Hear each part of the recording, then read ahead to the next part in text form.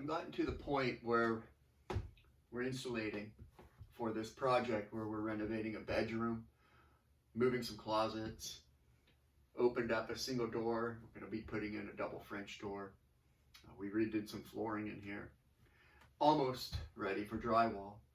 And I want to take a quick minute as I was putting in the insulation, talk a little bit about a few of the things that might come up if you're doing one of these projects. My name is Reichel. I'm a realtor in Charleston, South Carolina. I'm not a contractor, but I do projects and learn along the way. And if you are interested in some of my experiences, maybe a few things might help you along the way.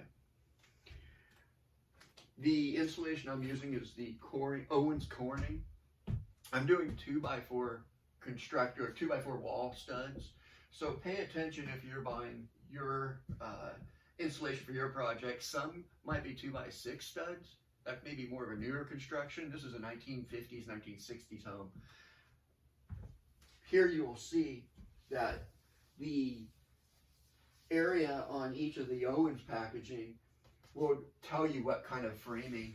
This one is obviously 2x4. You can get different R values. I'm using R13. That is basically going to be the thickness of your insulation. This product's been really nice to work with. And my technique that I've been using, when you get it, the package will come bundled. It comes out of the package and you open it up. It should be about the size of your wall. Obviously I've already done these, but what I did is when I put mine up, it fits in nicely and stays nicely. It has little flanges. I like to put them on the inside. I've heard, and I agree, I think your drywaller, if you're drywalling, like it that way. I staple as I'm progressing down.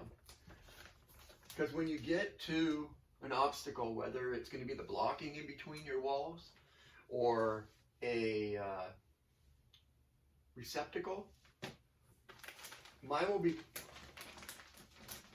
stapled in, but when I fold it up, I take my box cutters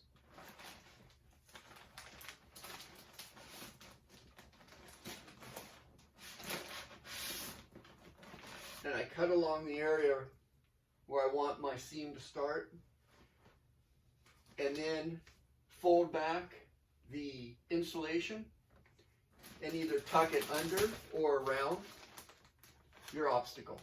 Then I'll continue to staple on down. There's some great videos online. Owens Corning specifically had a really nice one that I thought demonstrated the technique that I've kind of just discussed.